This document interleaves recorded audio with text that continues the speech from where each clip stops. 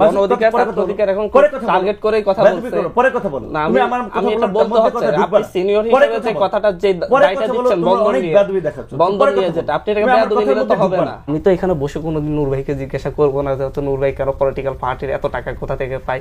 ভাইও তো আজকে একটা ভাইয়ের হোটেল, ভাইও তো আজকে একটা ভালো হোটেলে আজকে ইত্যাদি আয়োজন করছে, প্রশ্ন উঠছে মানে।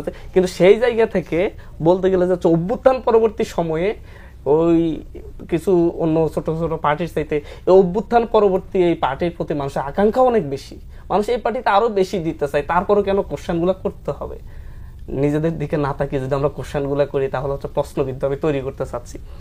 এই বিষয় নিয়ে কথা বলার নেই, তবে হচ্ছে এনসিপির বিষয়টা যেটা বলবো, এনসিপি আসলে রাজনীতি করতে এসেছে, রাজনীতি করবে কিনা এটা নিয়ে অনেকদিন মানুষ, রাজনৈতিক দল করবে কিনা এটা নিয়ে অনেকদিন তারা কনফিউজড ছিল, রাজনৈতিক দল করবে কিনা এবার আপনারা দেখছেন আমরা কনফিউজড ছিলাম।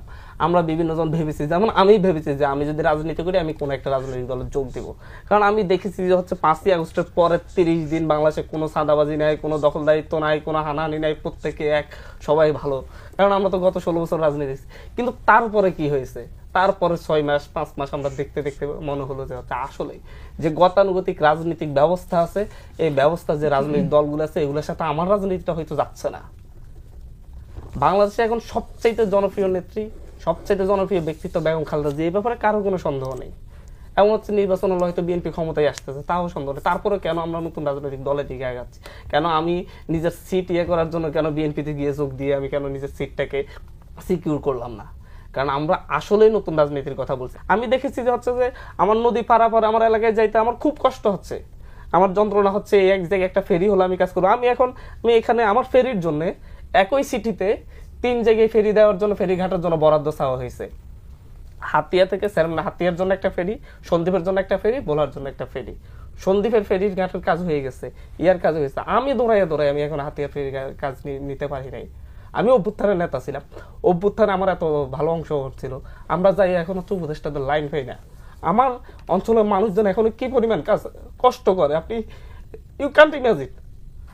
বাদ দেখা যায় যে হচ্ছে এই কষ্টগুলো কিন্তু আমাদের আছে, এটা নিয়ে আমরা কিন্তু নেক্সট বার যখন করবো তখন কিন্তু আর কিন্তু মুরব্বীদের এত ক্ষমতা ছেড়ে দেওয়া হবে না। 16 বছরের ফ্যাসিবাদের আমলে অনেকে যেমন দরবেশের তকমা পেয়েছে, এই রকমের দরবেশের তকমাও পেয়ে গেছে নতুন পার্টির নেতাও 400 কোটি টাকা এনসিটিভির বই কেলেঙ্কারির ঘটনায়। এখানে এই দল গঠনের আগেই, দল গঠন তো নিশ্চয়ই তারা একটা মনস্থির করেছে দল গঠন করবে, এগুলো ইমোশনাল কথাবার্তা বলে লাভ নেই। এখন সরকারের একই সংগঠনের তারা বা একই জায়গা থেকে নেতৃত্ব দিয়েছে, কেউ সরকারে আছে, তার বাবা ঘোষণা দিচ্ছে যে সে ইলেকশন করবে, আবার তাদের একজন সহকর্মী মূল দায়িত্বে এসেছে, পদত্যাগ করে এসেছে। এটাদের যদি বুঝায় যে এটা গভর্নমেন্টের সাথে তাদের কোনো আন্ডারস্ট্যান্ডিং নেই, গভর্নমেন্টের সাথে তাদের কতটুকু নেক্সাস সেটা তো সমস্ত কর্মকাণ্ডে পরিষ্কার। এবং প্রশাসনের মতো গুরুত্বপূর্ণ জায়গার পদোন্নতি নিয়োগের ক্ষেত্রে একটা কমিটি করা হয়েছিল, সেই কমিটি চিফ করা হয়েছে সালাউদ্দিন সাহেবকে, সেকেন্ড ম্যান করা হয়েছিল নাহিদকে। তার মানে সরকার ছাত্র বা এই প্রতিনিধিদেরকে কতটুকু ইম্পর্টেন্স দিচ্ছে। ডক্টর ইউনূস নিজে বলেছে ছাত্ররা আমার নিয়োগকর্তা। প্রধান উপদেষ্টা যদি এটা বলে যে ছাত্ররাই আমার চাকরিদাতা, বাকি উপদেষ্টারা কি তাদের সেবা করবে না?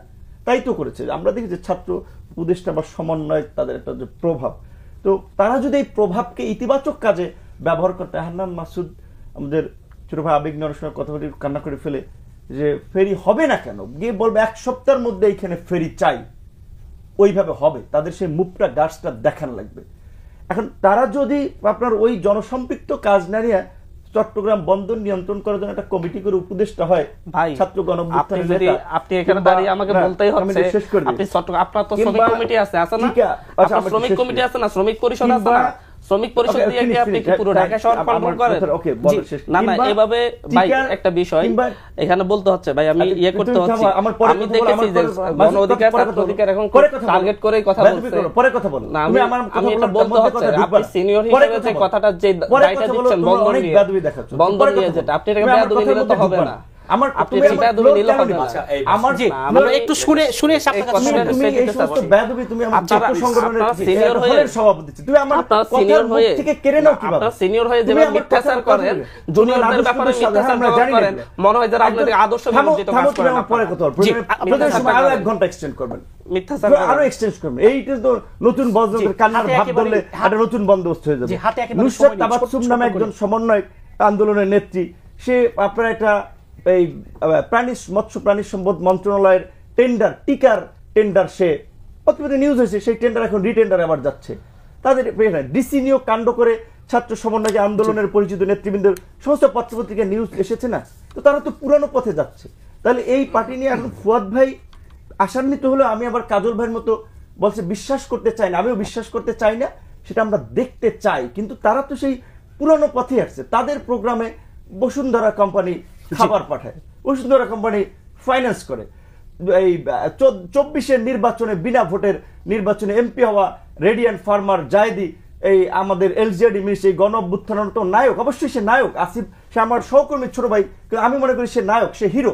কিন্তু সেই হিরোর আপনার মিনিস্ট্রির অধীনে বাপুপের সহসভাপতি, তো তারা তো পুরানো পথেই আছে। তাই এর তারা কি নতুন বন্দোবস্ত আমরা কি আশান্বিত দেখছি না।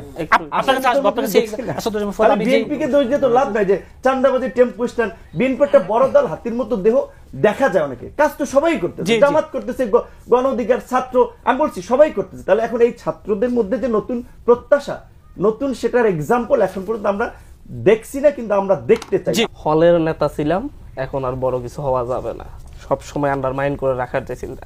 ঢাকা বিশ্ববিদ্যালয় থেকে অভ্যুত্থান হওয়ার 1.5 বছর আগে 26 জন কমিটির ছাত্র অধিকার পরিষদের প্রত্যেকে পদত্যাগ করেছে। কেন পদত্যাগ করেছে পত্রিকায় পড়ে দেখেন। নীতির কথা আজকে বলবেন, নীতির কথা বলেন। একই সাথে ছাত্র অধিকার পরিষদের সভাপতি সেক্রেটারিকে একই সাথে গণ অধিকার পরিষদের সভাপতি কেন্দ্রীয় কমিটির সদস্য বানিয়ে নেওয়া হয়েছে। লেজুর ভিত্তিক ছাত্র রাজনীতি হবে না এই কথা বলে আমাদের যে অভিযোগ ছিল। অভিযোগ করা হচ্ছে বন্দর। আমি সিনিয়র যুগ্ম মুখ্য সমন্বয়কের দায়িত্ব নিয়েছি। আমার কাছে যুব উইং, শ্রমিক উইং, যতগুলা পার্টির উইং আছে প্রত্যেকটা উইং আমার কাছে থাকবে। এই উইংগুলার ক্ষেত্রে আমি বন্দরে 500 জনের আমাদের শ্রমিক কমিটি দেওয়া হয়েছে। আমাদের যে শ্রমিক কমিটি হচ্ছে প্রত্যেকটা জায়গায়, আমাদের রিক্সাওয়ালাদেরও কমিটি আছে। ঢাকা শহরে আমাদের 300 জনের রিক্সাওয়ালা কমিটি আছে, আমাদের ভ্যানওয়ালাদের কমিটি আছে। সুতরাং মানে ঢাকা শহরের পুরো ভ্যানটা আমি নিয়ন্ত্রণ করি, পুরো রিক্সাটা। এটা যে বুঝে না নূর ভাইয়েরা তা না, বুঝে, কিন্তু আপনাকে বিতর্কিত করতে হবে। আমি আজকে এখানে বলি, অভ্যুত্থানের 7 মাসে আমি সচিবালয়ে কয়বার গিয়ে কয়জন উপদেষ্টার সাথে কথা বলেছি বা কয়জন বাসায় গিয়েছি, আর নূর ভাইয়েরা এবং হচ্ছে তাদের প্রত্যেকটা একটা এমনকি কলেজের আহ্বায়ক কয়বার গিয়েছে সেটা একটা হিসাব করো, সিসিটিভি ক্যামেরা দেখে ইয়াতে, তাহলে বোঝা যাবে যে এই সরকারকে কয়ভাবে কে বিক্রি করতেছে। একদম স্পষ্টত বলতেছি, আমরা আমাদের জায়গা থেকে, আমি হান্নান মাসুদ এখানে স্পষ্ট ঘোষণা করতেছি, আমি আমার জায়গা থেকে ন্যূনতম কোথাও 2 নাম্বার সুবিধা নেই না এই সরকার। এই জায়গা দেখা যাচ্ছে যে হচ্ছে বিতর্কিত করার জন্য, নিজেদের অপরাধ দেখার জন্য অন্যদের উপর দায় চাপিয়ে দেওয়ার যে চেষ্টাটা, এই চেষ্টাটা খুব ভালোভাবে করা।